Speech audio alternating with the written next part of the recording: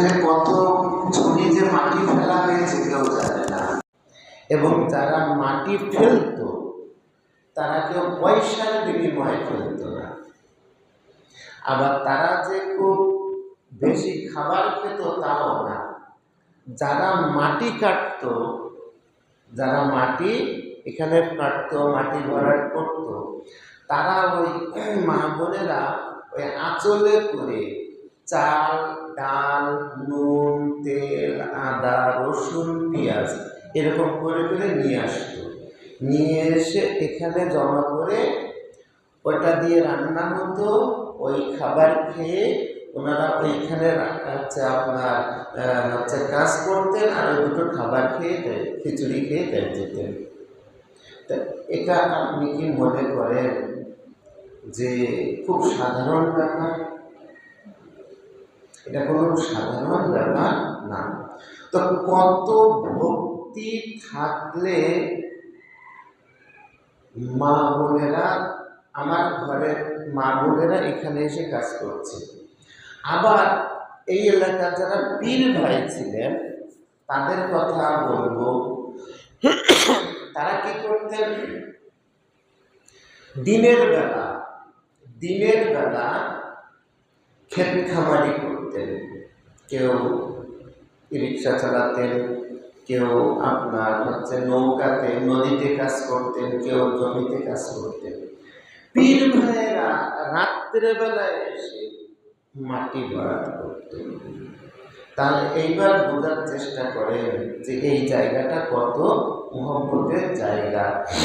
একটা জিনিস, আজকে আমরা এই যে ভালো জামা কাপড় পরে দাঁড়িয়ে, একটা সুন্দর এসি ঘরের মধ্যে দাঁড়িয়ে, ফ্যানের নিচে আমরা এই মাইকের সামনে ওয়াজ করছি, কথাবার্তা বলছি, কত ভালো ভালো কথাবার্তা বলছি, এই জায়গাতে বসে রয়েছেন। ভাই এই জায়গাটা কিন্তু ভরাট করতে এই এলাকার মা বোন পীর ভাইদের বিরাট অবদান আছে। এবং যারা এই কাজগুলো করেছেন তারা কোনোদিন কোনো কিছু আশা প্রতিদান ছাড়াই করেছেন।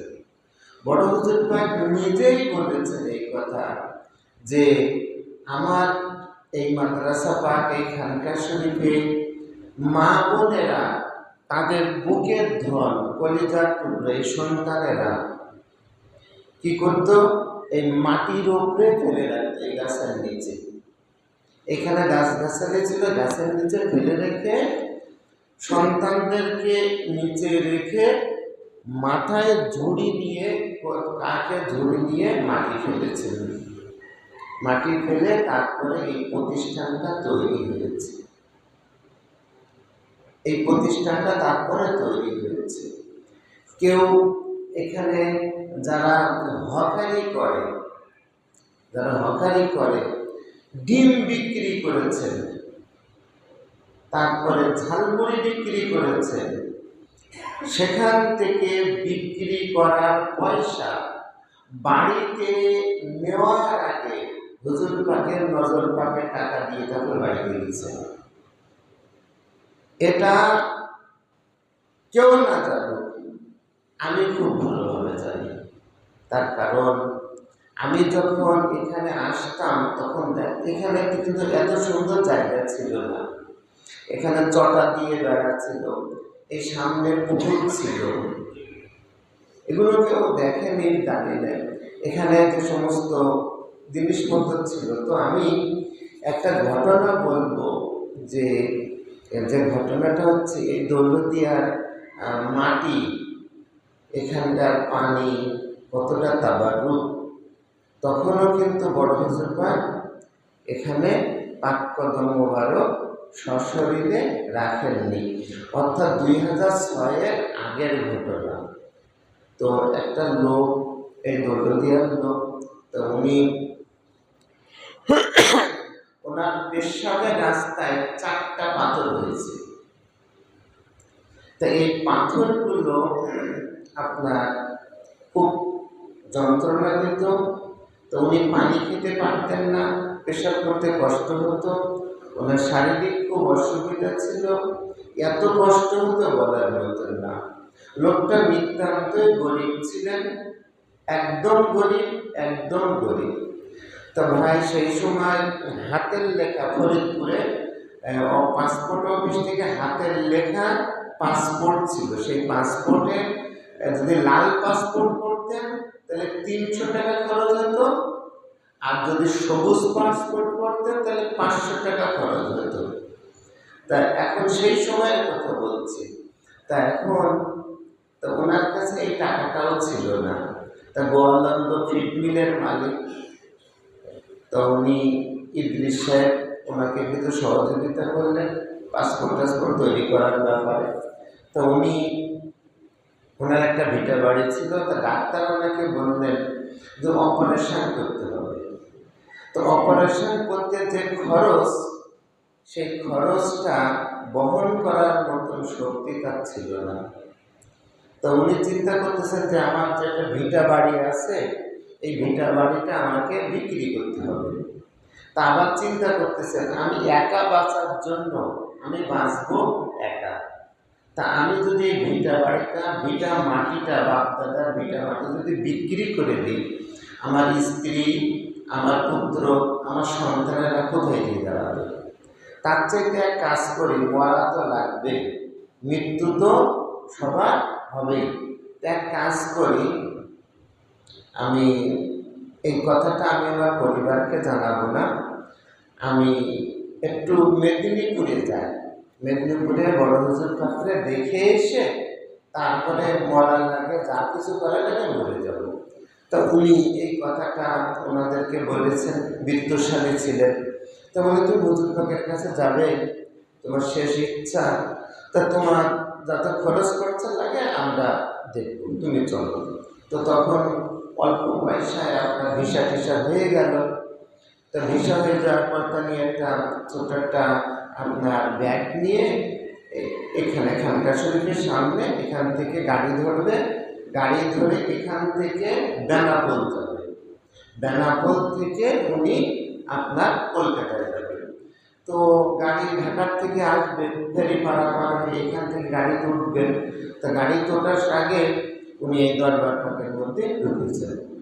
তখন এই মসজিদ পাক, তখন আজকের দরবার পাক আছে, দরবার পাকের মধ্যে ঢুকে আপনার ওনার পানি পিপাসা হচ্ছে। তো পানি পিপাসা তো গরিব মানুষ, বড় লোকেরা গ্লাসে করে পানি খায়, আর আমাদের মতন যারা গরিব, আমরা তো আর গ্লাসে করে পানি খাই না। তো যখন অনেকে তখন ওই কল চাপ দিয়ে কলের মুখে পানি দিচ্ছে, কলের মুখে পানি দিয়ে ওই কলের মুখের থেকে বসে বসে পানি খেয়েছে। এত পরিমাণ পানি খেয়েছে যে উনি অনেক দিন এই পানিটা খায়নি, কারণ বেশি পানি খেলে তার প্রেশারের সমস্যা হয়, যন্ত্রণা হয়, সেই কারণে সে অল্প অল্প পানি খেত। তা যাই হোক এত পরিমাণ পানি খেয়েছে, খাওয়ার পরে সেখান থেকে এই পানিটা খেয়ে ওই রাস্তার সাইডে গেছে, রাস্তার সাইডে ওইখান থেকে রাস্তার ওই সাইড থেকে তিনি গাড়ি তুলেছেন। গাড়ি তুলে সারা রাস্তার কোনো তার পেটের যন্ত্রণা কোনো কিছু নেই।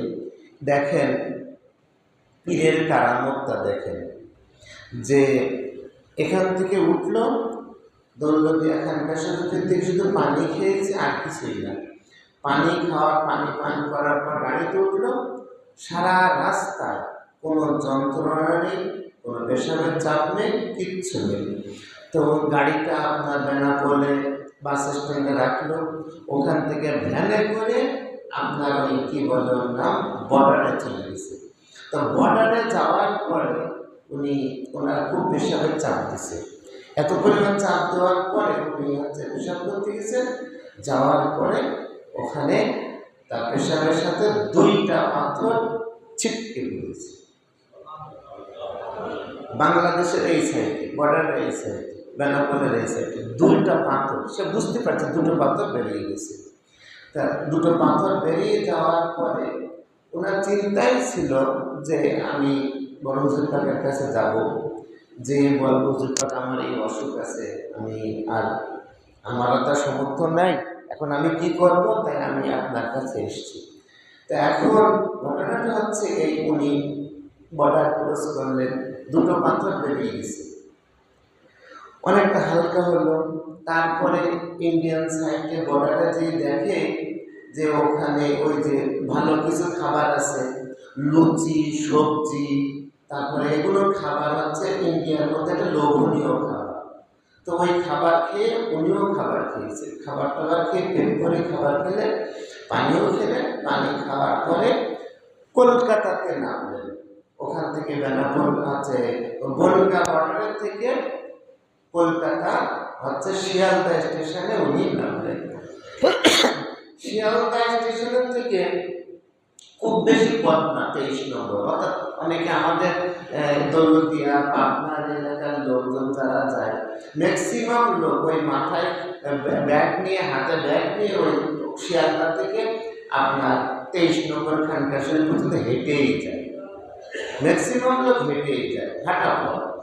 তো উনি গেছেন হচ্ছে শিয়ালদাতে নামলেন। শিয়ালদা স্টেশনে নামার সাথে সাথে ওনার আরেকবার পেশাবের চাপ দিয়েছে। তা পেশাবের চাপ দেওয়ার পরে কলকাতাতে ওই পেশাব করতে যে ওনার 8 পাথর বেরিয়ে গেছে। আপনার ডাক্তার বলছে 4টে পাথর ছিল। তা 4টে পাথর বাংলাদেশে 2 বেরিয়ে গেল, কোনো রকম অপারেশন ছাড়া, ওষুধ ছাড়া, কোনো কিছু ছাড়া বেরিয়ে গেছে। আর ইন্ডিয়াতে কলকাতাতে নামার পরে 2 পাথর বেরিয়ে গেছে। এখন এই লোকটা চিন্তা করতেছে, যে আমি যে মেদিনীপুরের হুজুরের কাছে যাব, বড় হুজুর বাবার কাছে যাব, যে আমি বলবোটা কি, আমি কি বলবো, আমার তো কিছুটা বলতে হবে। তো এখন আমার অসুখ আছে, এই কথাটাকে এখন আর বলা যাবে, এখন তার বলতে পারতেছে না আমার অসুখ আছে, হুজুর বাবাকে দোয়া করে। তো যিনি চিন্তা করেন ইনি হচ্ছেন ওই পীর, যে পীরের দরবারে যাওয়ার আগে তার আর্জিগুলো তিনি নিজে হাতে পূরণ করে দেন। এর নাম হচ্ছে বড় হুজুর পাক। তো তিনি কি করলেন, উনি ওখানে গিয়েছেন, যাওয়ার পর ওই দিন তো আর জিয়ারত হয়নি, তার কারণ যাওয়া আসা রাস্তা অনেক ক্লান্তি। আর ওই লোকটা এতটা হালকা বোধ করতেছে, ওই লোকটা কি এতটা হালকা, মানে দেহের মধ্যে রোগ থাকলে ভার লাগে, অস্বস্তি লাগে, এখন হালকা লাগতেছে, এত হালকা, এত পরিষ্কার লাগতেছে যে তার রাতের বেলা খুব ভালো ঘুম হলো। 23 নম্বরে খানকা শরীফে উনি চিঠি লিখে দিয়েছিলেন, 4 নম্বর পার থেকে থাকার অনুমতি হলো। উনি সারা ফজরের নামাজ পড়ে হচ্ছে তারপরে তিনি হচ্ছে হুজুর পাককে জিয়ারত করতে এসেছেন। তো জিয়ারত করতে এসে হুজুর পাক 10টার দিকে জিয়ারত দিলেন। তো উনি যখন কাছে এসে বললেন, হুজুর পাক আমি বাংলাদেশ থেকে এসেছি, রাজবাড়ি থেকে, দৌলতদিয়া থেকে এসেছি। হ্যাঁ বলো বলো, কি বলবো বলো। হুজুর পাক তখন খুব খুশি। তখন ওই লোকটা বলল যে হুজুর পাক আপনাকে দেখার জন্য এসেছি, আমি আপনাকে দেখার জন্য এসেছি। তখন বড় হুজুর পাক এত খুশি হয়েছেন, তো গাল ভরে উনি হাসলেন, হেসে বলছেন যে দেখো, একটা গরিব মানুষ, অসহায় লোক, শুধু একজন আল্লাহর ওলিকে দেখার জন্য, আমাকে দেখার জন্য, আমাদের এই দরবার দেখার জন্য বাংলাদেশ থেকে এখানে এসেছে। তখন খুব খুশি হলেন হুজুর পাক, খুব খুশি হয়ে তার সাথে কথাবার্তা বললেন। কিন্তু সে তো বলতে পারছে না যে আমি এই অসুখের কারণে এসেছি, তার কারণ দরবারে ঢোকার আগেই তো তার অসুখ বিদায়। তো এখন ঘটনাটা হচ্ছে, তারপরে হুজুর পাক তাকে বললেন যাও বেদনাথপুর শরীফে যাও, ওখান থেকে জিয়ারত করে এসে তাকে হুজুর পাক তাকে কিছু তাবারুক পাক দিয়ে তাকে বাড়িতে পাঠিয়ে দিলেন। তো এই হচ্ছে বড় হুজুর পাক, যাকে নূর মোবারক, যার চেহারা মোবারক জিয়ারত করার জন্য মানুষ একটা লোককে দেখে না, যে আমি একটা লোককে দেখলাম, দেখার পরে ওই লোকটাকে আবার কি দেখার আছে। কিন্তু আমার হুজুর পাককে 1 কোটি বারও যদি কোনো একটা লোক দেখে, 1 কোটি বারও যদি একটা লোক দেখে, তবু তার মনে হবে আর একটু দেখি। তাকে মনে হবে আরেকটু করে সামনে থাকতেন, আরেকটু জিয়ারত করতেন। তা আমরা হচ্ছে জান্নাতের নিয়ামতের কথা শুনেছি, বিভিন্ন মৌলবীদের কাছে ওয়াজে শুনেছি জান্নাতে এই থাকবে, ওই থাকবে, এই থাকবে, এইরকম জিনিস থাকবে। তার ভিতরে সবচেয়ে ভালো একটা জিনিস থাকবে, সেটা আল্লাহ পাকের দিদার। আল্লাহ পাকের দিদার, আল্লাহ পাকের দিদার। তখন আল্লাহ পাকে নূর মুবারক তিনি ও জান্নাতের বাসীদেরকে দেখাবেন। তো জান্নাতবাসীরা তখন ওই নিয়ামত ফেলে আল্লাহর দিকে তাকিয়ে থাকবেন। তো ওই নূরের দিকে তাকিয়ে থাকবেন। যখন নূরের দিকে তাকিয়ে থাকবেন, তখন কত বছর চলে যাবে। যখন তিনি চলে আসবেন, তখন আল্লাহ পাক বলেন, বান্দারা বলবে, আল্লাহ তুমি এই কয়েক সেকেন্ডের জন্য তুমি কেন আমাকে তো এই জিয়ারতটা দিলে? তখন আল্লাহ পাক বলবেন যে কয়েক সেকেন্ড না, কয়েক বছর হয়ে গিয়েছে, তুমি জানো না, কয়েক বছর হয়ে গিয়েছে। আল্লাহ তোমার এই নূরের জিয়ারত এত মধুর, তো বলছে আমি জান্নাত সাজিয়েছি, তুমি এখানে কিছু খাওয়া দাওয়া করো, এখানে থাকো, আবার দেব। তো বলছে না আল্লাহ, তুমি শুধু আমাদের জিয়ারতই দাও। তো ঘটনাটা হচ্ছে এই খাওয়া দাওয়া অন্য কিছু সকল ইবাদতের চাইতে নূর মুবারকের জিয়ারত হচ্ছে অতি মেহেরবানি। এই মেহেরবানিটা হচ্ছে দেওয়ার জন্য আমি জীবনে শুনিনি, আমি কোনোদিন শুনিনি যে মানুষ যখন পিপাসার্ত হয়ে যায়, পানি পান করার প্রয়োজন হয়, মানুষের যখন কি হয়, পানি পান করার প্রয়োজন হয়, তখন পানি তার কাছে চলে আসে, এরকম আমি কোনোদিন দেখিনি। মানুষ কোথায় যায়? পানির কাছে যায়। আর এনারা হচ্ছেন খোদ কাউসার, খোদ হাউসে কাউসার। তো এনাদেরকে এমন কিছু লোক আছে, এমন কিছু লোক আছে, বড় হুজুর পাক ওনার নূরের তাজাল্লিতে দেখেছেন যে একটা ডিমওয়ালা, একটা রিক্সাওয়ালা, একটা ডিমওয়ালা, একটা রিক্সাওয়ালা, একটা হকার, একটা দিন মজুরি আমার খানকা শরীফে খেদমত করছে, দিনের পর দিন, জিন্দিগির পর জিন্দিগি খেদমত করছে। তার সামর্থ্য নাই যে হচ্ছে এক দেশ থেকে টাকা পয়সা খরচ করে আমাদের এখানে এসেছে আসবে। তখন তিনি খোদ রাহমাতুল্লিল আলামিনের নূর মুবারক হিসাবে, গস পাকের নূর মুবারক হিসাবে, মাওলা পাকের নূর মুবারক হিসাবে উনি ওখান থেকে চলে এসে এখানে এসে সবার সামনে এসে হাত বাড়িয়ে দিয়ে বললেন যে তোমরা হাত ধরো।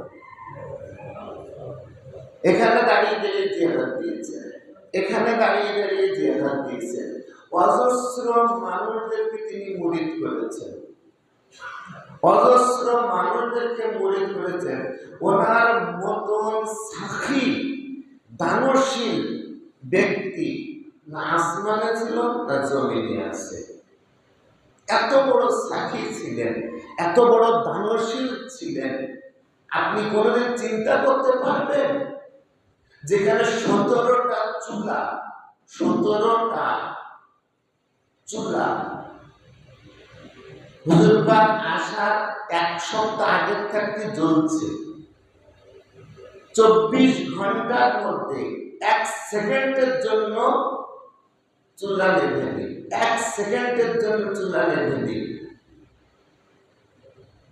এত মানুষ খাবার খেয়েছে, খাবার রান্না হয় শেষ, খাবার রান্না হয় শেষ, খাবার রান্না হয় শেষ। তো এখানে এই খাবারটা এত মানুষ খাবার খেয়েছে, এত মানুষের তৃপ্তি সহকারে তাবারক খেয়েছে যে বলার মতন না। শুধু খেয়েছেন, শুধু তাই না, তৃপ্তি সহকারে রাস্তা ভরে মানুষ বলছে এখানে কিন্তু গোশ ভাত বিরিয়ানি পোলাও খাওয়াননি, খাওয়াচ্ছেন শুধু সবজি ঘন্ট ভাত। এইটা খেয়ে যারা ভালো ভালো অনেক দামি খাবার খায় তারা এই জমিনে হাত রেখে বলে গিয়েছে এত সুন্দর খাবার আমি জীবনে কোনদিন খাইনি। এই নম্বর খানের খাবার প্রত্যেকটা লোক অনেক টাকার মালিক, অনেক টাকার মালিক, বহুত টাকার মালিক। এখানে যে খিচুড়ি হয়, সবজি হয়, নিয়াজ পাক হয়, যা কিছু রান্না হয়, এই খাবারটা এই যারা রান্না করে এরাও বাড়িতে এইরকম খাবার রান্না করতে পারে না। যারা রান্না, সবচেয়ে মজার বিষয় এখানকার যেসব বাবুর্চি তারা কিন্তু কেউ আসমানের থেকে আসেনি। ব্যাপারটা বুঝতে পারছেন? তারা কিন্তু কেউ আসমানের থেকে আসেনি, আপনাদেরই বাপ চাচা, আপনাদেরই লোক। তাই এও রান্না করে, এখানে রান্না করে একরকম খুশবু, একরকম স্বাদ। আবার এই হাতের রান্না ওরা বাড়িতে যেয়ে করে অন্য জায়গায়। এখানকার অনেক রয়েছে যারা নিজেদের কি বলে ওর নাম, ছেলেদের অনুষ্ঠান করে, বাড়িতে অনুষ্ঠান করে, মেলাদ দেয়, তো বলে যে এখানকার শরীরের থেকে ওই বাবুর্চিটা নিয়ে এসো তো, যারা হচ্ছে রান্না করে এত সুন্দর। তো এরা যেয়ে রান্না করে দিয়ে আসার পরে ওই রকম সাদা হয়। আরে ভাই একটা কথা বোঝার চেষ্টা করেন, যে নূর, যে তাজাল্লি, যে ফায়েজ, যে বরকত এই জমিনের মধ্যে রয়েছে সেটা কি আবার বাইরে যায় নাকি? এটা যায় না। এখানকে খাস একটা জাতি ব্যাপার স্যাপার রয়েছে, যে জিনিসটা অন্য জায়গায় আল্লাহ পাক এই কুদরত দেননি। এটা নেওয়ার জন্য তোমাকে বাড়ির থেকে এখানে আসতে হবে। এটা এই জিনিসটা তুমি বাড়ি বসে পাবে না, বাড়িতে বসে পাবে না। এটা পেতে গেলে এখানে আসতে হবে, এখানে আসলে সে জিনিসটা পাওয়া যাবে। তা এখানে আমাদের অনেক পীর ভাই বোন, অনেক ভাইরা যারা ওই যে একটা মুরব্বী দেখছেন ওই পিছনে, উনি এখানে কতদিন ধরে শুধু খিদমতি করে যাচ্ছে, শুধু খিদমত করে যাচ্ছে, কোনো কিছু আশা ছাড়াই। সেই যৌবন বয়স থেকে হেঁটে হেঁটে বাড়ির থেকে হেঁটে হেঁটে এখানে আসে, আবার এখান থেকে হেঁটে হেঁটে বাড়িতে চলে যায়। যাওয়ার সময় একটা জিলাপি নিয়ে যায়, একটা জিলাপি, তারপর এই একটা জিলাপি ব্যাগ করে করে সবাই বাড়িতে দিয়ে খেয়ে তারা নিশ্চিন্তে ঘুমিয়ে যায়। তা এই জিনিসটা চিন্তা করেন যে কিসের আশায় এখানে আসে। অনেক দূরের থেকে, তাদের বাড়ির পাশে অনেকগুলো মসজিদ আছে, আমার বাড়ির পাশে অনেকগুলো মসজিদ আছে, তা সেখানে বাদ দিয়ে কেন দরবার পাকে আসে? এখানে আসলে কি হয়? ওখানেও 2 রাকাত নামাজ পড়ে, ফজরের নামাজ, মাগরিবের নামাজ 3 রাকাত, জোহরের নামাজ 4 রাকাত, আসরের নামাজ ওইটা ঠিকই আছে, ওখানেও যা আছে না মসজিদে নামাজ পড়লাম। কিন্তু ভাই একটা জিনিস, আপনি এইখানে হাত দেন, হাত দিয়ে বলেন অন্য জায়গায় নামাজ পড়ে বসে যে তৃপ্তি পান তার চাইতে 1000 গুণ শান্তি এই দরবার থেকে তখন আসে। এটা একটা রহমতের জায়গা। এই জিনিসটা কেউ কোনোদিন বুঝিয়ে বলতে পারে না। আর একটা জিনিস মনে রাখবেন, এখানে আমাদের এখানে বহুত লোকজন আছে, অনেক বড় বড় লোক আছে, যেমন স্বামী আসে না, হাজবেন্ড আসে না, কিন্তু তার স্ত্রী আসে, অনেক আছে। তারপর অনেকে আছে কিন্তু এরকম ধরনের একজনের হচ্ছে কি বলে, আমি নাম বলবো না, খুব বড় লোক, এলাকার মধ্যে সবচেয়ে নাম করা ব্যক্তি, তিনি এই দরবার পাকে আসেন না। কিন্তু ওনার স্ত্রী আবার এখানে মাঝে মধ্যে আসেন, ভক্তি দেন, তারপরে নজর পাক দেন, নিয়াজ পাক দেন। তার স্বামী অসুস্থ। তো অসুস্থ হওয়ার পরে তিনি ওই অসুস্থতা অবস্থায় তখন স্বামী তার স্ত্রীকে বলছে যে তুমি তো 11 শরীফে যাও, তা এক কাজ করো না, আমার নামে একটা মান্যত করো, একটা নিয়ত করো যে আমি যদি সুস্থ হই, আমি আর তুমি দুইজনে মিলে 11 শরীফে যে একটা মোরগ দিয়ে আসবো। তো তখন ডাক্তার, ওই লোকটা তখন কি দেখেছে, ডাক্তারের ওষুধে ফেল করেছে, ডাক্তার ওষুধে কাজ হচ্ছে না, আর সে এমন অবস্থায় চলে গিয়েছে। তবে তার মধ্যে ভক্তি ছিল, সে তখন গেলেন রাতারাতি আল্লাহ পাকের অসম্ভব কুদরতে তার সুস্থ হয়ে গেল। পরের দিন স্বামী স্ত্রী দুইজন লোকে হাতে একটা মুরগি নিয়ে এসে দরবার পাকে এসে রেখে তারপরে চলে গেছে। তো এখন একটা জিনিস বোঝার চেষ্টা করেন, পীর যদি আপনার ওই সুস্থতা, ওই বরকত যদি আপনার বাড়িতে না দিত, তাহলে কি আপনি এখানে আসতেন না? তার মানে আপনার মাথার উপরে ওনাদের হাত আছে, যে হাত আপনি দেখতে পাচ্ছেন না। তখন আপনি বুঝবেন যে আমি কিভাবে বুঝবো, আমি কিভাবে বুঝবো পীরের হাত আমার মাথার উপরে আছে। তখন ওনারা বলছেন যে একটা বাচ্চা যে সময় দুধের জন্য কাঁদে, ব্যাপারটা বুঝছেন, খাবার খিদে লাগছে, দুধের জন্য কাঁদে, তখন ওই বাচ্চা চুপ করে কখন খাবার পেলে।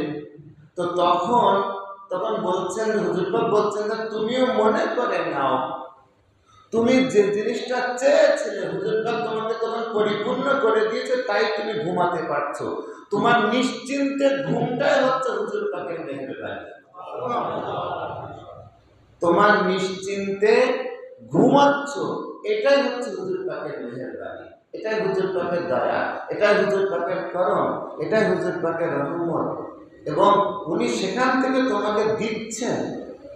এই জিনিসগুলোটা হচ্ছে এই একটা তর্ক বিতর্কের মাঝখানে যে আপনি পাবেন না। যেমন ইবলিস কি করে, এই আপনি নামাজ পড়তে যাবেন, এই নামাজ পড়তে যেতে হবে না, এই রোজা রাখবেন, পরে করে নিও। ইবলিসের কাজ তো এরকম, খারাপ কাজ, ভালো কাজে সে বাধা দেয়। তা এখন আল্লাহ পাক যে সময় ইবলিসকে বললেন, ইয়া ইবলিসু, হে ইবলিস, মা মানাকা, কে তোমাকে মানা করলো আনতাসজুদা, তাকে সেজদা করতে? কোরআন শরীফে লেখা আছে, কে তোমাকে নিষেধ করলো যে তুমি তাকে সেজদা করলে না কেন? আমি তাকে সেজদা করার হুকুম দিয়েছি, তাকে তুমি সেজদা করলে না কেন? এখন ইবলিস সবার ওস্তাদ। আপনি 3 রাকাত নামাজ পড়ছেন, 3 রাকাত নামাজের ভিতরে 2 রাকাতে আপনাকে সালাম ফিরিয়ে দেবে, ভুলভাল করে। রোজা রাখতেছেন, রোজার ভিতরে আপনাকে খাবার খাওয়াই দেবে, মানে যত রকমের খারাপ কাজ আছে সে করবে। এখন কেউ একজন আমাদেরকে গোমরা করছে, আমরা সে একজন ইবলিস হয়ে আমাদেরকে ভুলভাল পথে নিয়ে যাওয়ার চেষ্টা করছে। আর আল্লাহ পাক জিজ্ঞেস করতেছেন, হে ইবলিস, তোমাকে কে মানা করলো? তাহলে ইবলিসেরও একজন ওস্তাদ আছে, সেই ইবলিসের ওস্তাদের নাম কি? তখন ইবলিসের ওস্তাদের কাছে জিজ্ঞাসা করলো যে তোমাকে কে নিষেধ করলো তাকে সেজদা করতে? আমি যখন হুকুম দিয়েছি, তোমাকে কে নিষেধ করলো? তখন ইবলিস বলল যে আমার বিবেক আর দলিল আমাকে নিষেধ করেছে। আমার বিবেক আছে যে আমি মনে করছি যে আমি বড়, আমি আদম থেকে বড়, তার আগে তৈরি হয়েছি, এবং দলিল আল্লাহ ছাড়া আর কাউকে সেজদা করা যায় না, সেই দলিলের উপরে আমি ভিত্তি করে আমি কি করেছি, আমি ইবলিস আদমকে সেজদা করেছি। তাহলে কিছু কিছু লোক আছে শুধু দলিল দেয়, দলিল ভিত্তিক আলেম। তো দলিল ভিত্তিকরা হচ্ছে কি ওই বিবেকে আর দলিলে ওই ইবলিসের জায়গাতে বসে আছে, ভক্তির জায়গায় আসতেই পারছে না। ভক্তির জায়গাতে আসতে পারছে না। এই জায়গাটার নাম হচ্ছে ভক্তির জায়গা, যেখানে আপনি যতই বলেন, যেখানে আপনার একজন মানুষ আর একজন মানুষকে জবাই করলে কি হয়, মার্ডার হয়ে যায়। আর ভক্তি বলছে বাপ ছেলের গলায় চাকু লাগছে। ইব্রাহিম আলাইহিস সালাম ইসমাইল আলাইহিস সালামের গলা কি করলো, চাকু রাখলো। এটা হচ্ছে ভক্তি। আর দলিল বলছে এটা হচ্ছে মার্ডার। তাহলে দলিল আর ভক্তি আলাদা জিনিস। আপনি যদি দলিল চান তাহলে বাউন্ডারির বাহিরে চলে যান, আর ভক্তি চান খানকা শরীফের গেটের বাহিরে চলে আসেন। এখানে সবটাই ভক্তি পাবেন, যেখানে তাজিম পাবেন, ইজ্জত পাবেন, সম্মান পাবেন, যেখানে আল্লাহ শান্তি পাবেন। আপনি নামাজ পড়তেছেন, নামাজের ভিতরে আপনার শান্তি আসতেছে না। রোজা রাখতেছেন, রোজাতে শান্তি পাচ্ছেন না। আমরা এখানে ইফতারের সময় আপনাদেরকে খুব বেশি মেহমানদারি করতে পারি না, কিন্তু হাজার হাজার লোক এখানে প্রতিদিন এসে ইফতারি করে শান্তিতে দোয়া করে চলে যাচ্ছে। এমনও কিছু লোক আছে যার বাড়িতে অনেক ভালো ভালো ইফতারি তৈরি হয়, অনেক ভালো খাবার খায়, কিন্তু তারপরেও এখানে মাটিতে বসে দরবারে দুটো নিয়ামত খেয়ে বলা কত শান্তিতে ইফতারি করলাম। এটার নাম হচ্ছে দরবার পাক। সেজন্য দরবার পাকে আসলে আপনার শুধুমাত্র যে ঈমান এবং আকীদা পরিষ্কার হয় তা না, বংশও পরিষ্কার হয়। বংশও পরিষ্কার হয়। আপনি যে বংশের ছিলেন, ওই বংশের থেকে যে জায়গার থেকে থাকেন না কেন, দরবার পাকে আসার পরে আপনি কিন্তু আর আপনি নেই। আপনি তখন মেদিনীপুর দরবার পাকের লোক হয়ে গেলেন। আপনি কি এখানে আসার আগে আপনি মেদিনীপুরের লোক ছিলেন? তাহলে এখানে আসার পরে মেদিনীপুরের লোক হয়ে গেলেন। এইবার সবচাইতে মজার কথা হচ্ছে আপনি মরার পরেও মেদিনীপুরের লোক হবেন। আমি কি মিথ্যা কথা বলছি? এতগুলো লোকের সামনে মসজিদে আপনি এমনি আপনার ভাই অনেক আছে না, 2 ভাই 3 ভাই আছে না, তো 2 ভাই 3 ভাইয়ের মধ্যে 1 ভাই শুধু এখানে চলে এসেছে, আর 2 ভাই আসতে পারেনি। যখন ওই মাইকে ঘোষণা করে না, রাস্তায় রাস্তায় মাইকে ঘোষণা করে, তখন ওই যে ভাইটা এখানে এসেছিল উনি যে সময় মারা যান, সেই সময় তখন বলে মেদিনীপুর দরবার পাকের মুরিদান, বড় হুজুর পাকের মুরিদান অমুক ইন্তেকাল করেছেন। এইবার তার ভাইদের সময় মরে যায়, সে এই সার্টিফিকেটটা পায় না। অর্থাৎ আপনি যখন দরবার পাকের মধ্যে ঢুকে গেছেন, তখন আপনার এই দরবার পাকটা হয়ে গেছে মেদিনীপুরের সাথে সম্পর্কিত, এবং এই সম্পর্কটা কিন্তু আপনি মৃত্যুর পরেও গর্ব করে নিয়ে যেতে পারছেন, এবং আপনি বুকে নিয়ে যাচ্ছেন গস পাকের নাম পাক, সেজরা পাক। এই সেজরা পাক নিয়ে যেতে পারবেন, সিলসিলা পাক এই সিলসিলা পাক এমন একটা তবরুক পাক যেখানে কোরআন শরীফের আয়াত লেখা আছে, গজ পাকের নাম পাক লেখা আছে, মহানবী হযরত মুহাম্মদ মুস্তাফা সাল্লাল্লাহু আলাইহি সাল্লাম থেকে শুরু করে বর্তমান সাজ্জাদানশীন হুজুর পাকদের নামগুলো তাজিম এবং ইজ্জতের সাথে লেখা আছে। এইবার আপনি একটা কথা চিন্তা করে দেখেন, এখানে 36টা নাম পাক আছে, আল্লাহ পাকের নাম পাক আছে, রসুলের পাকের নাম পাক আছে। তো যে নাম পাক বুকের মধ্যে নিয়ে যাওয়ার মতন ক্ষমতা শুধুমাত্র এই দরবার পাকের পীর ভাই বোনদেরই আছে, আর কাউরের নেই। এটা আপনি মনে করেন আপনি দিয়ে দিলেন, দিয়ে দিলেই হবে না, এটা দিয়ে দিলেই হবে না। অনেকে দিয়েছেন, মুরিদ না। কেউ একজন এসে বলল যে এটা তো দেওয়া জায়েজ নেই বলে কেড়ে নিয়ে চলে গেল, তার মানে কপালে নেই, তার মানে কপালে নেই, নসিবে নেই। আবার আরেকজন কেউ দেওয়ার নেই, কোন একজন পীর ভাইয়ের মাধ্যমে হুজুর পাক তাকে পাঠিয়ে দিয়েছে, এই যাও তাড়াতাড়ি করে অমুক মারা গিয়েছে, দেখো কবরে যাচ্ছে, সে তো আমাদের মুরিদ ছিল, দেখো এই সেজদা পাক নিয়ে যাও, সাথে সাথে তার বুকের মধ্যে সেজদা পাক চলে এসেছে। এটা হুজুর পাকদের দান, এটা হুজুর পাকদের দয়া। এখানে গায়ের জোর দিয়ে কোনো কিছু হয় না, ভক্তির জোর দিয়ে সব কিছু হয়। ভক্তি ছাড়া কোনো কিছু হয় না। আর আপনি যতই বলেন, এখানে নিয়ামত পেতে গেলে মাথা নিচু করে থাকতে হয়, নম্র হয়ে থাকতে হয়, ভদ্র হয়ে থাকতে হয়, আদবের সাথে থাকতে হয়। সম্মান দেওয়ার মালিক আল্লাহ পাক। গসবা মওলা পাকের ওসিলাতে আমরা সেই ইজ্জতটা পাচ্ছি। সেই ইজ্জত, তাজিম, ভক্তি, মহব্বত, শ্রদ্ধা আপনার আমার মধ্যে যদি এই দরবার পাকের আসার পরেও যদি না হয়, তাহলে কিন্তু আমরা কিন্তু ভালোভাবে শান্তি পাবো না।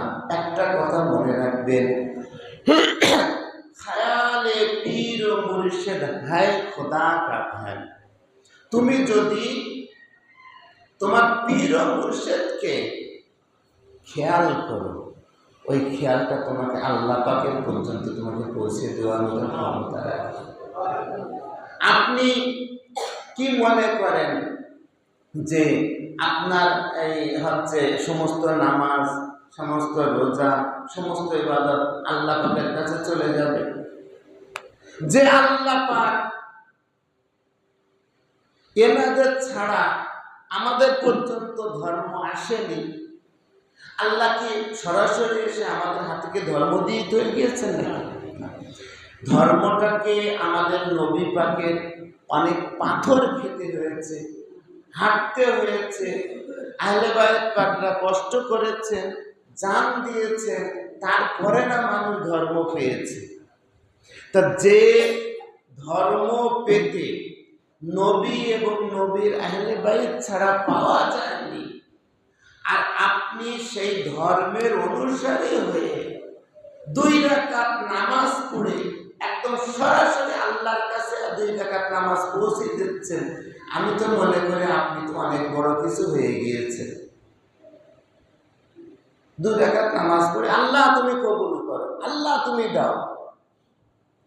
যে আল্লাহ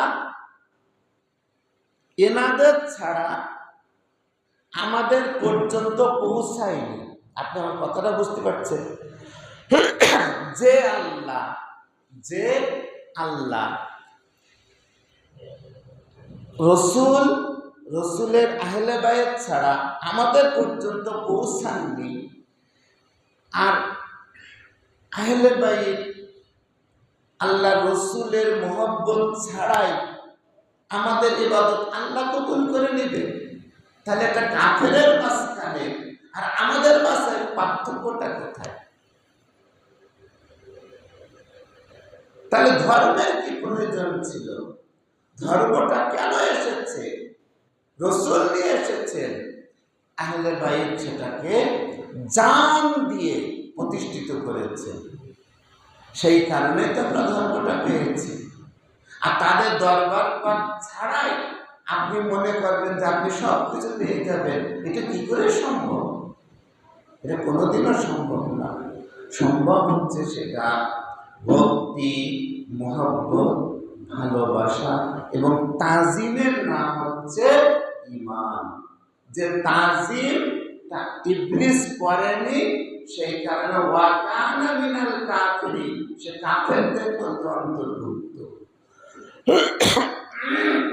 এখন আমরা একটা কথা বলবো, সেই কথাটা হচ্ছে এই, আমাদের খুব 10 মিনিট সময় আছে, এখনই আমাদের মোনাজাত কিয়াম পাক আখিরি মোনাজাত হবে। তো একটা কথা মনে রাখবেন, ওলি আল্লাহ দরবার পাক আর আহলে বাইত পাকদের ইমাম পাক এক জিনিস না। ওলি আল্লাহ, সাধারণ ওলি আল্লাহ, যে কোনো আল্লাহ পাকের ওলি, আল্লাহ পাকের বন্ধু নিশ্চয় নিঃসন্দেহে সম্মানের জায়গা, কিন্তু আল্লাহুম্মা সাল্লি আলা মুহাম্মদ ওয়া আলা আলে মুহাম্মদ এক জিনিস। আলে মুহাম্মদ এবং ওখান থেকে শুরু করে এই খানদানে পাক আওলাদে আতাহার, এনাদের তাজিম, ভক্তি, মহব্বত এবং মাওয়াদ্দাত এক জিনিস না, যেটাকে আল্লাহ পাক এনাদের প্রতি ভালোবাসাটাকে ফরজ করেছেন এবং শর্ত দিয়েছে, যদি আহলে বাইতের ভালোবাসা, মহব্বত কারোর অন্তরের মধ্যে না থাকে, সেই লোক যদি সারা জীবন ইবাদত বন্দেগী করে, কাবা শরীফের সামনে কেউ তাকে নির্যাতন করেও যদি মেরেও ফেলে, অন্যায়ভাবে তাকে মেরে ফেলল, তবুও সেই ব্যক্তি জান্নাতের সুঘ্রাণ পাবে না, যদি আহলে বাইতের ভালোবাসা, মহব্বত তার মধ্যে না থাকে। আর যদি কোনো ব্যক্তি আহলে বাইতের ভালোবাসা, ভক্তি, মহব্বত, শ্রদ্ধা এখানে থাকে, সে যদি কোনো অজ পাড়া গ্রামের মধ্যেও মারা যায়, তা আল্লাহ পাক তার কবরটাকে অত্যন্ত বরকতময় করে দিলেন। সুতরাং নবী পাকের, আহলে বাইত পাকদের ভালোবাসাটা হচ্ছে মূল জিনিস। আর সেই নবী পাকের আওলাদ পাক হচ্ছেন এই বর্তমান জামানার সাজ্জাদুল নসীম হুজুর পাক, কিবলা এবং কাবা। উনি হচ্ছেন সেখান থেকে সেই বরকতের মালিক, উনি হচ্ছেন সেই হাউজে কাউসারের মালিক, উনি হচ্ছেন সেই নিয়ামতের মালিক, ওনার হাতে সেই কুদরত রয়েছে। উনি যাদের জন্য যেখানে যেভাবে দোয়া করছেন, ঠিক সেইভাবে আমরা দোয়া, ফয়েজ এবং বরকত পাচ্ছি।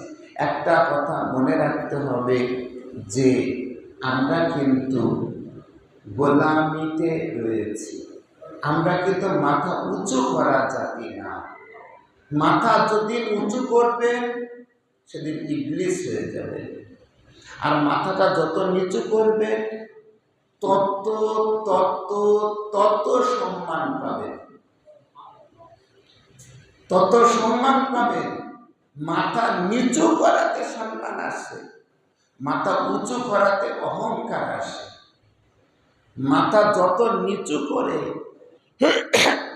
করে এই জমিনের উপরে চলাফেরা করবেন, জমিন তত মনে রাখবে, এবং মনে রাখবেন আপনি চিরকাল এই দুনিয়ার উপরে ডানা মেলে চলার জন্য আসেননি।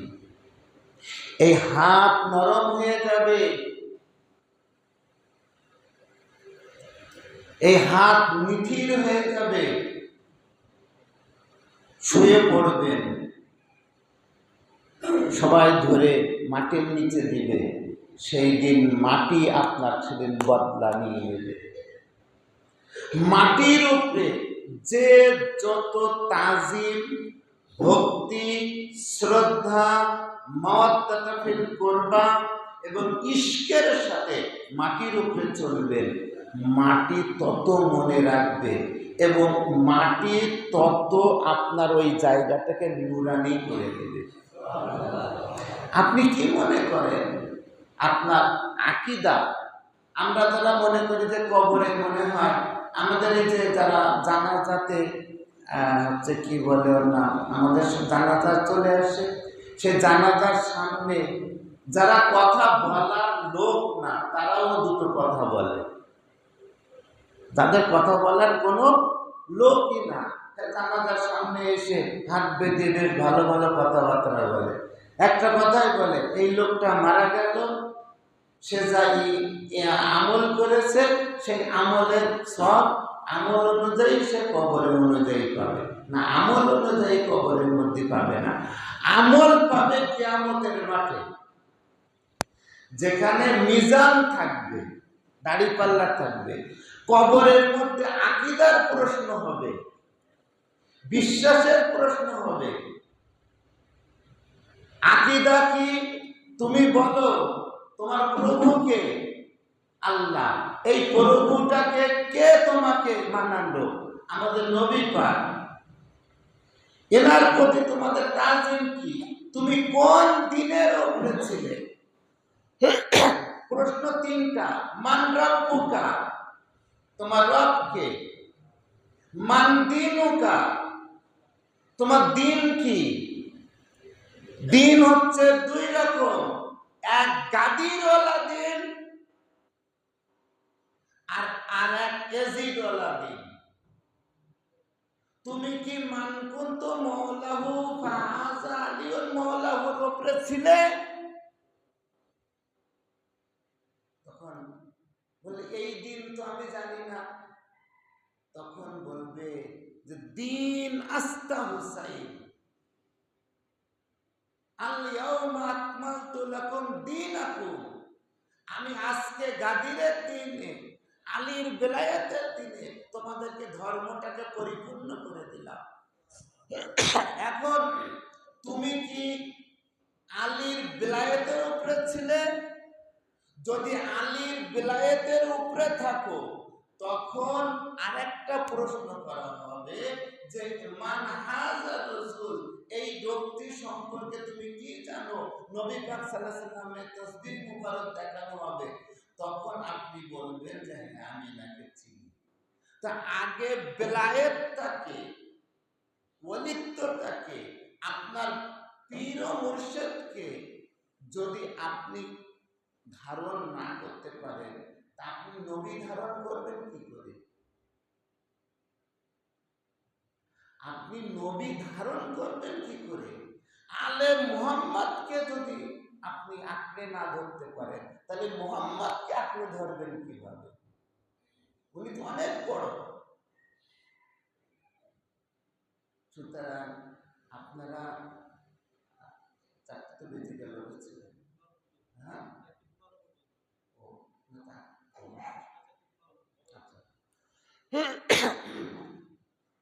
তো ঘটনাটা হচ্ছে এই যে আপনারা যদি আলে মুহাম্মাদের নাজাতে রজ্জু না ধরেন তাহলে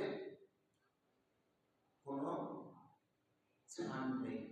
কবরের মধ্যে আকীদার প্রশ্ন হয় এবং আকীদা তথা বিশুদ্ধতা ছাড়া ইবাদত কবুল হয় না। ইবাদত কবুল হয় না। আপনি যার উপরে নামাজ পড়তেছেন, আপনি যাদের উপরে আল্লাহুম্মা সাল্লি আলা মুহাম্মাদ ওয়া আলা আলে মুহাম্মাদ বলছেন, সালাম ফিরিয়ে বলছেন যে না আলে মুহাম্মাদ বলে কিছু নেই, আল্লাহর ওলি বলে কিছু নেই, আহলে বাইত বলে কিছু নেই, কোরআনে তাজিম নেই।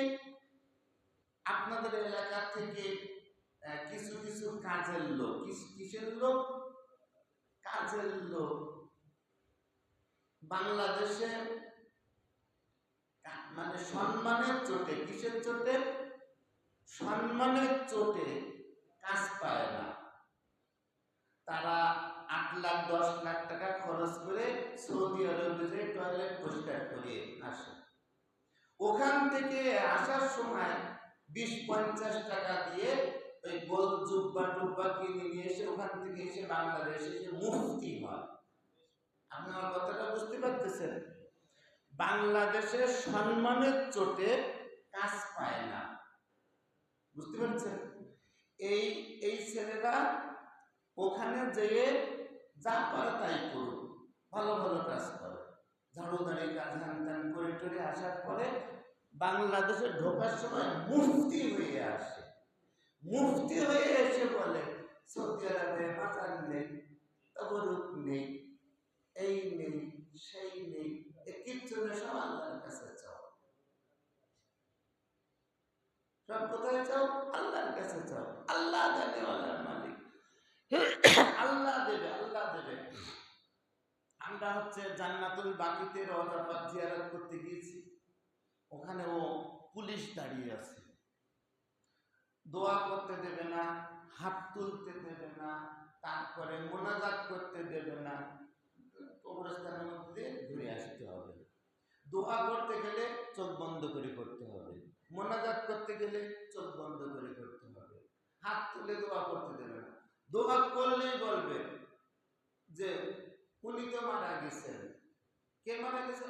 রাসূলের দিকে হাত দিয়ে বলে উনি মারা গেছেন। আল্লাহ জীবিত আছে, আল্লাহর কাছে চাও, আল্লাহর কাছে চাও, আল্লাহর কাছে চাও। তখন ঘটনাটা ওই জিনিসগুলো যখন এখান থেকে শিখে এসে বাংলাদেশের যেখানে আসে তখন গোমরা হয়ে যায়। একটা জিনিস মনে করে যে ওই যে লোহার জালি, রাসূল পাক সাল্লাল্লাহু আলাইহি ওয়াসাল্লামের রওজা পাকের যে জালি মুবারক আছে, এটা লোহার জালি। এই জালি মুবারকে চুমা দিয়ে লাভটা কি? এগুলো কি আছে? কিসের ফায়েজ আছে? কিসের বরকত আছে? আর সোজা যাও, মাথা নিচু করতে পারবে না, ভক্তি দিতে পারবে না, তাজিম করতে পারবে না। আমি নিজের চোখে দেখেছি অনেক লোক তারা করে কি, এভাবে যায় যেতে যেতে যেতে যেতে যাতে রাসূলের পাকের রওজা পাক পিছনে না পড়ে এবং ইজ্জতের সম্মান হয়, ওই পুলিশের মাঝখান দিয়ে কিছু কিছু লোক এসে বলে এভাবে যাচ্ছ কেন, ওনার দিকে ঠিক ফিরে নিতে কোনো অসুবিধা নেই। এইভাবে অন্যায়, অত্যাচার, জুলুম, নির্যাতন আমাদের উপরে চলেই চলেছে। কিন্তু একটা জিনিস, যারা তাজিম করে তারা কিন্তু ওখানে ঠিকই তাজিমটা করেই চলে আসতেছে। এই তাজিম কিন্তু কেউ ঠেকাতে পারছে না, কেউ ঠেকাতে পারছে না। হাজারো প্রোটোকলের মাঝখান থেকে প্রত্যেকটা লোক, আপনি এইভাবে ধরতে নিষেধ করেছেন তো, আমি এইভাবে হেঁটে যাব, কিন্তু আমার চোখ বন্ধ, আমি হাত এইভাবেই বেরোতে দিয়েছি। আপনি আমার হাত তুলে দোয়া করে নিষেধ করতেছেন তো, আপনি কিভাবে পারবেন আমি চোখ বন্ধ করে এইভাবে হাত তুলে দোয়া করব? আমি কত ঠেকাবেন? মহব্বত ঠেকানো যায় না, মহব্বত কোনোদিনও ঠেকানো যায় না, ভালোবাসা কোনোদিনও প্রতিবন্ধকতা সৃষ্টি করা যায় না। সুতরাং ইশক, মহব্বত, তাজিম, ভক্তি ছাড়া আল্লাহ আল্লাহ রসুলের ভালোবাসা কোনোদিনও পাওয়া যায় না। একটা জিনিস আপনি মনে করেন, এই যে আপনি কোরআন শরীফ নিয়ে আসেন, কোরআন শরীফ নিয়ে এসে যে কোনো আলেম ওলামার হাতে দিয়ে বলেন এটা কি, সে বলবে এটা কোরআন শরীফ।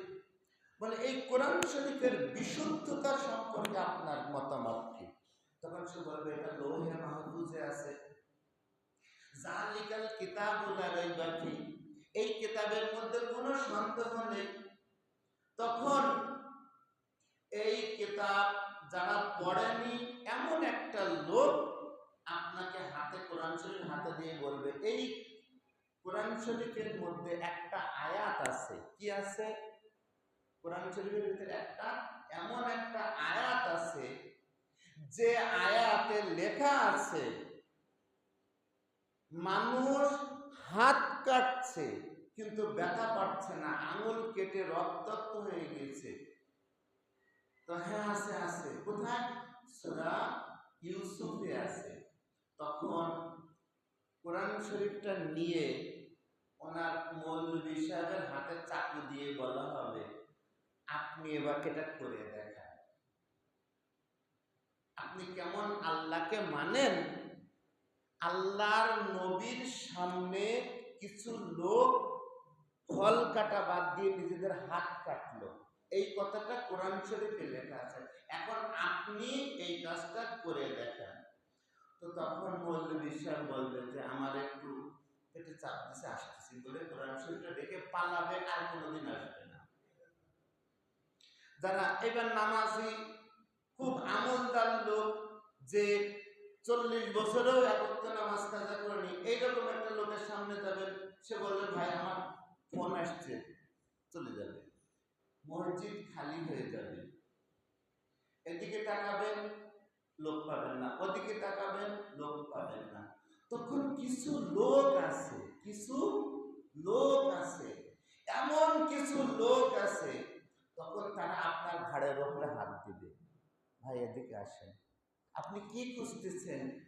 কয় আমি খুঁজতেছি এইরকম যে নিজের শরীরে চাকু দিয়ে কাটবে অথচ ব্যথা পাবে না, আবার বলবে আমাকে আরো কাটতে দাও, আমি আরো কাটতে চাই, আমার কেটে শরীরটাকে মিটাতে চাই, আমার জ্বালা মিটাতে চাই, আমি শরীর ঠান্ডা করতে চাই। তখন বলে কি পাগল নাকি, শরীর কাটলে কোনদিন জ্বালা ঠান্ডা হয়? তখন বলছে যে ঠান্ডা হয় কিনা 10ই মুহররমের রাত্রে এখানে এসে দেখুন। 10ই মুহররমের রাত্রে এই জমিনে এসে দেখো, তাজিয়া পাকের সামনে কিছু লোক, মর্দে মুমিন, ইমানদার, পরেজগার লোক, তখন তারা দাঁড়িয়ে যাবে। তারা একটা হাতে একটা চাকু নিয়ে অথবা ব্লেড নিয়ে একটা জিনজির তুলে যখন নাম পাক নিয়ে মারা শুরু করবে, তখন কেউ তাকে চিনে না, কোথা থেকে কে এসেছে আমি তাকে চিনি না। একটা জিনজির 4 জন 5 জন মিলে মাতম করছে। হাসপাতালে যান, একটা সিরিঞ্জ আর একজনের সিরিঞ্জের শরীরে ঢুকাইতে দেয় না, এর গায়ে রক্ত ওর গায়ে ঢুকে দিলে কয়জন হবে। অথচ আমরা কি করি, এক জিনজিরে, এক ব্লেডে, একই সাথে হাজার হাজার হুসাইনি ভক্ত মাতম পাক করছি। এই মাতম পাক করার সময় একজনের রক্ত আরেকজনের গায়ে লাগতেছে, আরেকজনের গায়ে রক্ত আরেকজনের গায়ে লাগতেছে, কারোর কোনো অসুবিধা হচ্ছে না। একজন মাতম করছে, সে তার হাতের থেকে জিনজির কেড়ে নিচ্ছে, কয় না আমি আরো মাতম করব। তো তখন সে বলে যে আর মাতম করো না, তুমি অনেক করেছো, কয় না আমি আর একটু করি। তো যখন সে মাতম করতে চায়, তখন তার মধ্যে ইমাম হুসাইনের নূরে তাজাল্লি চলে আসে। নূরে তাজাল্লিটা চলে আসার পরে যখন সে শরীর কাটে, তখন তার শরীরের দিকে যখন তাকাইতে পারে না, তখন সে কাটা ছাড়া সে ঠান্ডা হতে পারে না। আর যখন সে ঠান্ডা হওয়ার জন্য সে ইউসুফ আলাইহিস সালামের জামানাটাকে টেনে নিয়ে এসে মৌলবীদের ঘাড়ের উপরে হাত রেখে বলে যে কিভাবে কাটে দেখো, এইভাবে কাটে, এইভাবে কাটে, কেটে বলে দেখো ওইখানে ওই জিয়ারত ছিল, ইউসুফের জিয়ারত ছিল, এটা হুসাইনের জিয়ারত। এখন ঘটনা হচ্ছে এই, একজনের রক্ত আর একজনের গায়ে লাগে, একজনের কাটা জিনিস আর একজনের গায়ে লাগে। শোনেন একটা কথা বলি, যারা ইমাম হুসাইনের ভক্ত তাদের শরীর এক, আপনার দেহ হলে আপনার শরীর আমার শরীর, তাদের ঈমান এক, তাদের আকীদা এক, তাদের রক্ত এক, তাদের ব্লাড গ্রুপও এক। একজনের ব্লাড গ্রুপ, একজন অসুস্থ হয়ে গেলে একজনের ব্লাড গ্রুপের সাথে আরেকজনের সাথে না মিললে রক্ত দেওয়া যায় না। আর ইমাম হুসাইনের জমিনের উপরে যখন দাঁড়িয়ে যায় তখন সবার ব্লাড গ্রুপ এক। আর ইমাম হুসাইন অসুস্থ মানুষ সুস্থ হওয়ার জন্য ভালো মানুষের রক্ত নেয়। একটা ভালো মানুষ ডোনার খোঁজে, ব্লাড ডোনার।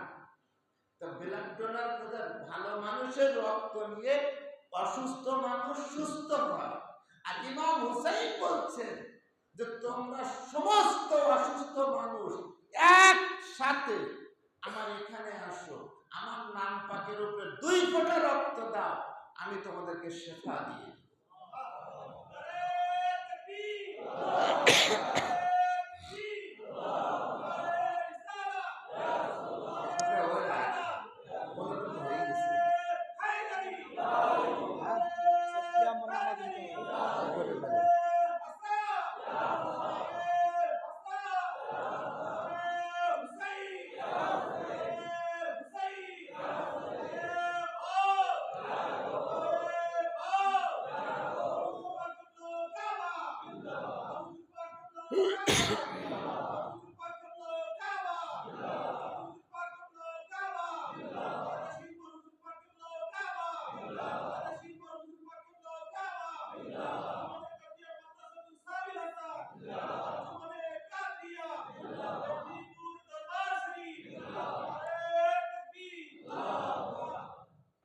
আমরা এখন আমাদের শেষ প্রান্তে চলে এসেছি।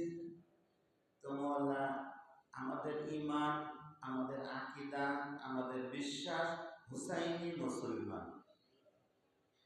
আমাদের দ্বীন, আমাদের ধর্ম, আমাদের মাযহাব, আমাদের মিল্লাত, আমরা হচ্ছি এই দরবার পাকে ঈমান এবং আকীদা অনুযায়ী আমরা চলতে চাই। আল্লাহ পাক যেন আমাদেরকে আল্লাহ, আল্লাহ রাসূল এবং পবিত্র আহলে বাইত পাকদের নিয়ম, আকীদা, বিশ্বাস অনুযায়ী যেন আমাদেরকে মৃত্যুদান করেন। গস পাকের ভক্তির উপরে, শ্রদ্ধার উপরে যেন আমরা চলতে পারি।